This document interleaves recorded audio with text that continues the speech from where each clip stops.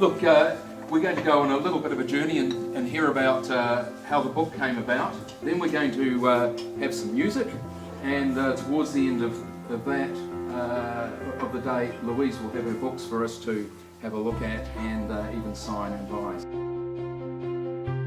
I think what we'd all like to know is what inspired you to write the poems. What inspired me was basically to give people hope. Yeah, a firm believer that hope's the way, and I just felt that I wanted to do something a little bit different, and so I started writing, thinking that it was probably going to be a story about hope. And yeah, suddenly the poems just came, and I was doing poetry, which I'd never done before. So that was 3 years ago. Yeah, and is that what inspires you? Are there any other inspiring factors out there that get you to write the poems? Well, everything inspires you, doesn't it, really? Nature in particular inspires me. I must say that Ernest Hemingway was a big influence. Also Bernard Shaw and John Keats were very inspiring while I was in the process. And so when did this start? I mean, in 1989 when we first met, there you go, it wasn't quite that long ago, was it? When we were in our, I think it was kindergarten, wasn't it? Oh. And you certainly weren't writing poems then, so when did this eventuate? This started, yeah, about 3 years for the poetry. The writing was inspired to some degree by starting to work with Gray Bartlett. That's why he's here today. Yeah, basically working with him as his PA / admin officer in the music business. Yeah, started things off. Yeah. And is it the only sort of writing you've done apart from banking memos and things like that? Did you ever write a story or tell stories or? Yes, I did actually start writing stories while I was with Gray. Sorry, Gray, to mention you so often. That's all right. But it turned out the poems just came, whereas I struggled with the writing. So it must have been meant to be. No, that's awesome. So we can expect short stories one day, or just stick to the poetry. What do you think? Ah, who knows? That's good. Now we're going to have a poem. You're going to read a poem to us from the book, and I believe this one has a nice story behind it. In fact, I don't believe, I know this. Louise and I have already had a bit of a chat, but I really liked and thought she should share the story behind this poem. Thank you, David. This particular poem is called The Book, funnily enough. And as children, we grew up in Nelson, and we used to go on tramps as a family, and always outdoors doing something, picnics, family picnics. And my dad came home one day after having a tramp with one of his mates, and he told me a story about how he had been tramping down the Boulder Bank, which is in Nelson, right? And basically he found an old cave and an entrance to a cave, and so they ventured inside, and at the very back of the cave my dad found an earring, a gold earring, like a pirate's earring, and that's the story he told me, and that's what inspired this particular poem that I'm going to read to you. Okay, thank you. It's called The Book, as I said. Sunlight straddled the ancient tomb, a sword bathed in the light. Moss splayed around an ancient candle, a magnificent, peaceful sight. The air, the damp was laden with the fires of yesteryear. A long forgotten book we found in an old discarded trunk. Wheeling it out, we found it there. A dove flew out, but was nowhere. The lines upon the book well read, the tiny words the firelight took. As if by magic, dust flew off and sparkled in the room, like tiny stars from far above, starlight we never knew. The book said, we read quite slow, take my hand and leadeth me, further from this land. One day you'll find you'll reach it be, an island in the sun. Thank you. I've already got a copy of this book on my coffee table, and I'll confess to it just catching a number of people's eyes who have already come into my house, and I don't like referring to it as a coffee table book. I think it's far more than that. So, and it's gorgeous in its presentation, and it's gorgeous in its words. But where do you keep your copy? I should never have told you that story, David. Well, basically I got the first copy and I just kept it in my handbag for about 2 weeks, and I kept referring to it just, while I was waiting for the odd thing. And yeah, I found it actually was more of a handbag book than a coffee table book. Just saying. Well, I won't be transferring it to my handbag, but it is actually, it's something that's very pick-upable, very readable, and there have been a number of people who have been involved behind the production of the book. Just tell us about a few of them. Sure. Well, the first one is the amazing artist Eva Dooley, who is here today. All the paintings that you see around, including this one, Eva did, and she's just an incredible, she's an incredible young artist. She's only 18, I think, maybe 19 by now, and yeah, just amazing. So she would be number one. Number two was finding a gentleman called David Falls, and he just put everything together on the inside, like the gold edgings and the beautiful writing that's inside, the coloured paper, he did all that. Next is Susan, and she did the illuminated letters that you'll find in the book, and also the inscription as to why I wrote the book, which is probably a lot better than how I described it today. And then came Amy Todd, who is again here today. I'm so happy about that. And Amy just, helped me with anything that I needed done on the graphic design side. She was incredible. And there was Amy Brown from Bookprint, who I took the book to, and I'm not happy with this first copy that someone else made. And Amy just basically put the whole thing together and made it the jewel that I wanted it to be. And I can't thank, I really can't thank Amy enough for what she did. So Bookprint, if you want a book printed, go there. Yeah, fantastic. They're the main production people. And how many are here today? Almost all of them. David Falls couldn't make it. No. Yeah. Would it be too much trouble to just perhaps stand up and identify yourself?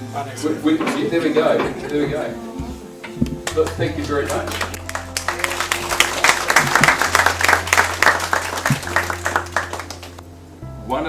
One of the things that I noticed are the illuminations. Now, I hadn't heard that word before, but I've been told that's what they are, and they're really important because they divide the book into sections.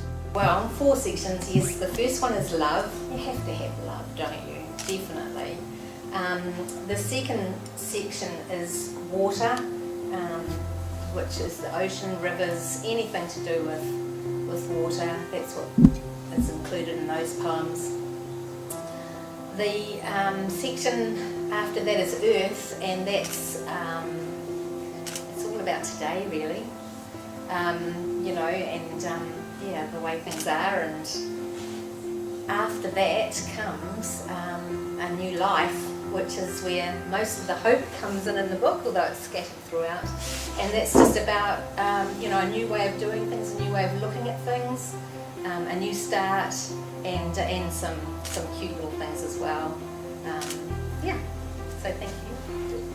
We would like you to stand up and read another poem. Now, this one is Ode to Chris Cornell, and I think maybe just tell us a little bit about Chris and the story behind this poem. Sure. Well, Chris Cornell was a fantastic musician. He passed away last year, suddenly, shocking the music world, and leaving behind 2 beautiful daughters and just a very, very talented musician. Ode to Chris Cornell. At last he has come to say farewell and begin another life. I see him there, cold and weak, a frown upon his brow, telling the tale, you write again, of a distant, far-off place, where he may land a gentle land and sleep while the angels rest. A furrow upon my brow, tells me you need to grieve. Care no more over this lost soul, for God has set him free. Capture him like the dove that once rested in your garden. Know that he has always had the great Lord's long pardon. A venturer he came, he did his best I'm told, fell into a great big well, pulled out an angel, she did tell. He's at rest now, he's at peace now, cry your tears no more, 'cause in this realm you'll find him, where love loss is no more.